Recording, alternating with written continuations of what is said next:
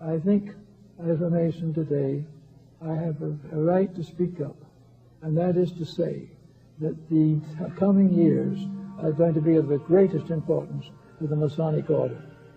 By some mysterious circumstance, which is a little, no one has noticed as far as I can tell, the 21st century has a strange reminiscence to the 21st year of a person's life.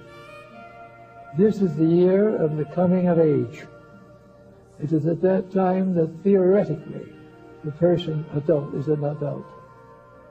So on the 21st birthday of a nation, something very important must be considered.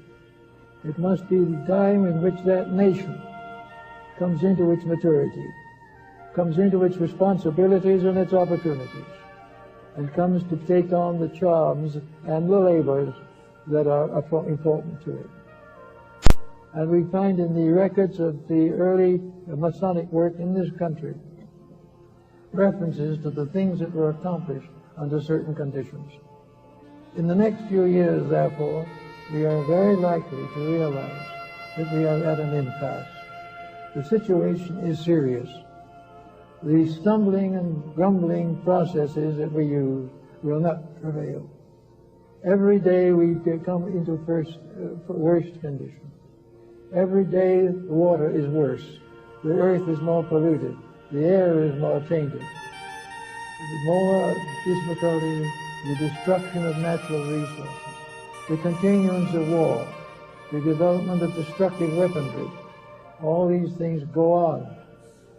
Now, if they go on long enough, something is going to happen. Something is going to remind us that man does not have the right to destroy that which he did not create. He has not the right to take a beautiful world with all its privileges and opportunities and turn it into a purgatory.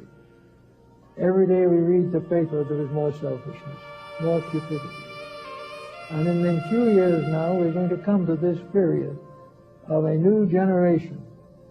Now, there are a lot of people who are hoping a lot for this new generation. They're hoping that we're going to make a major step forward. Well, I think we will, and I think we will succeed. But I think it is very important that this situation should remind Freemasons that they have something to live for. They are not in something that was just an accident or an incident or for which they're paying dues. They have taken the obligations of being there when necessity arises. In the long, peaceful years, they can enjoy their own way of life. But when emergency arises, it is the duty of those who are dedicated to the common good to stand firm and do that which is necessary. It is time for them to begin to work with this problem. Almost all of the secret societies of the past have been dedicated to clean up jobs. They've all come like the Knights Templars to take care of the corruptions of various beliefs and doctrines. They came to take the place of political corruption that was beyond hope. Every day, in every way, the brothers were at work, sometimes secretly but always continuously. And in the next period of time, it seems to me we have Masonry's coming of age. Whether we realize it or not, it has been with us in one way or another for over 4,000 years. It has led us through many desperate emergencies. It has given us the strength to do great things. It has given us Washington and Franklin and Jefferson. It has given us all kinds of disciplined support. It has given us great ideals and great hopes and great visions. And now comes the time when these have got to be put into action. There is no reason why there should not be a powerful reuniting of the light of Masonry in the hearts of every Freemason. We're not asking for treason. We're not asking for disobedience. We're asking for dedication. We're asking the nation to get down and do what is necessary and possible for him to do. To do things for his own family, do things for his community, take a new interest in his children, to become more and more aware the need for the regeneration of his literature and his art, to no longer support with a kind of a negative complacency things that he knows in his heart are not right. We don't ask him to do anything violent, but we think it would be very good for him to stop doing those things that he does not have to do, because those things which are not consistent with Masonry are not for him. We know that a great time is coming, that Masonry is no longer going to drift along. Masonry is not going to do little nice things. It is going to keep on its great charities, of course, but it is also going to become a personal problem, a personal matter, with every Mason thinking in terms of his own son and his own daughter. Every Mason unwilling to support that which he cannot consider to be ethical. The time is definitely here, and in this coming century, we're either going to have to make this adjustment or we're going to find a very serious collapse on our hands. If we do not make this century, our natural resources will be so distorted and diminished that we will be in great difficulty. There may be more wars and rumors of wars, but these can be avoided. There can be and should be what Nostradamus seer pointed out. He said in the closing years of the 20th century, there would be great confusion and sorrow and misery upon the earth, and great wars and troubles. But at the beginning of the 21st century, the Paraclete, the Prince of Peace, will come, and there will be a long time when the world will be in a blessed state of understanding. And to bring that understanding about, the integrities, the dedications, the beliefs, the hopes and ideals of the secret organizations of the last 5,000 years can be brought together in one definite purpose. There is one definite purpose, as we find God has given America to be free. To be free, it must be free of its own weaknesses. It must be free of a sort of lazy situation that is not mindful of the sale of munitions to other nations, that is not able to control the development of these destructive forms. We can't ask, and we don't ask them to do anything illegal, but we ask them that in every way possible, when they have the choice, they stand for truth.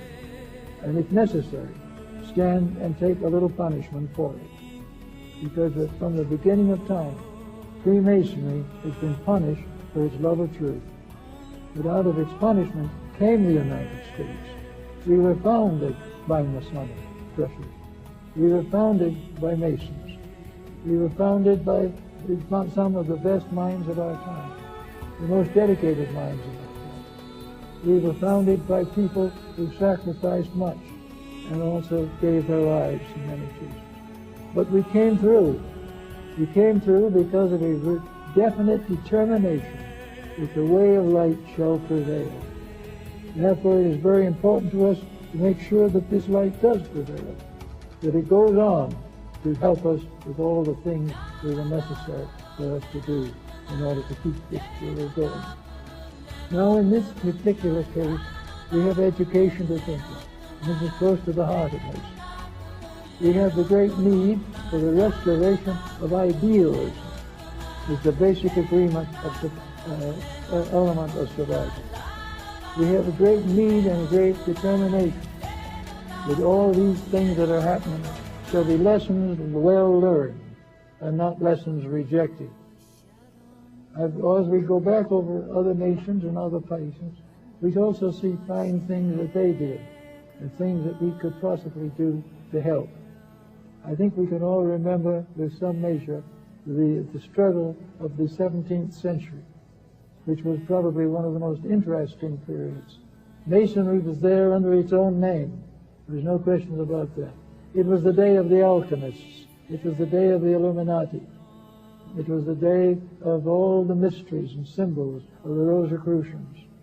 It was a time in which society was attempting to transmute itself. It was seeking to turn base metals into gold, ignorance into wisdom, false doctrines into truth. And a mysterious order appeared at that time. It has never been completely identified, but it published certain manifestos telling the world that there were those who were behind the scenes who were working and would continue to work and would never cease working until the great labor had been accomplished. The great transmutation of alchemy is the transformation of selfishness into integrity, the transformation of selfishness and all that it pertains to into the unselfish light of truth. We shall see people for the first time as brothers. We shall recognize forever the dangers of wealth, the dangers of misunderstanding. We shall know definitely that we are capable of bringing back the golden age by lifting ourselves out of this age of gold.